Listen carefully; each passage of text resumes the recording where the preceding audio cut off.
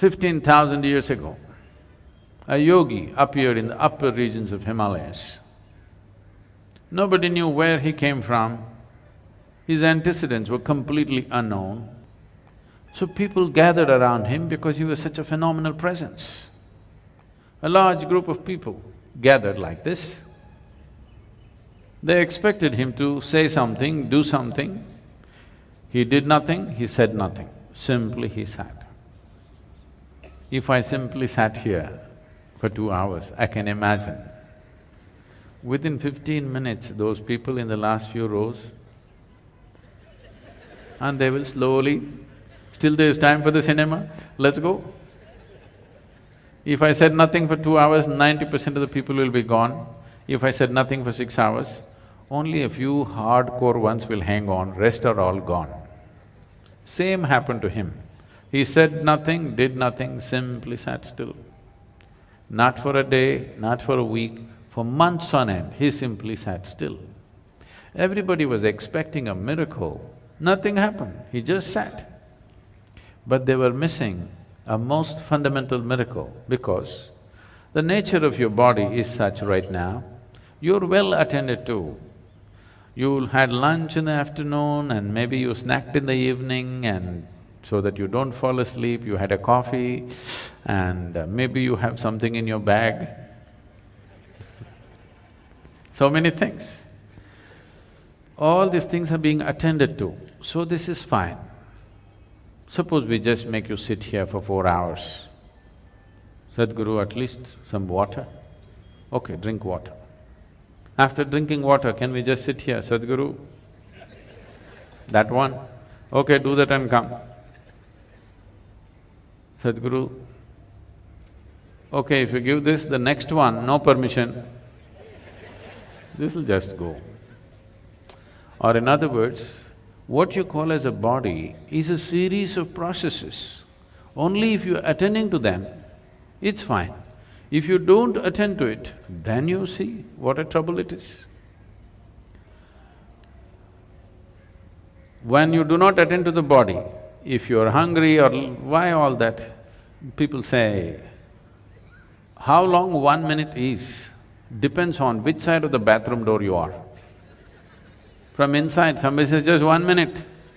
Outside, it's 1 eon, okay? So because this is the nature of the body. If you do not attend to it, it'll become so compulsive and get you into such big trouble. But here he just sat. He neither ate, nor drank water, nor went to attend to nature's calls, simply he sat still. People could not even make out whether he's alive or dead. The only sign of life was, off and on, tears of ecstasy were dribbling down his cheeks, otherwise he simply sat unmoving. Then only 7 people hung on. They realized the miracle of him sitting here like this, because if he has to sit here like this, he has transcended physical nature, otherwise you cannot sit like this. These 7 people hung on. Today we celebrate these 7 people as the Sapta Rishis. These were his first disciples of the Adiyogi. So this Adiyogi just sat there, these 7 people showed interest. He told them, this is not for you, this is not entertainment. But they said, no, we're willing to do anything. He gave them a few preparatory steps, they prepared for many years. Then one day when the solstice was shifting, just now, we shifted from summer solstice to winter solstice on December 22nd. It'll again happen on June 21st, and this coming June 21st is significant for the world, because this is the day when Adiyogi first turned south and gave his teaching. Because the sun turned south, he turned south and started explaining the mechanics of being human. On this day, fortunately, the world, the United Nations has declared the World Yoga Day because the yoga began on that day.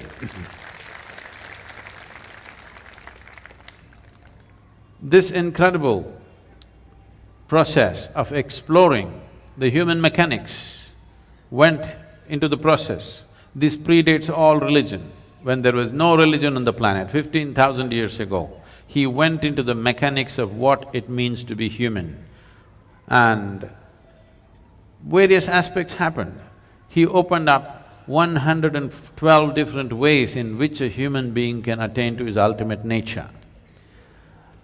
And when people asked, especially his wife Parvati asked, why not more? Why only 112?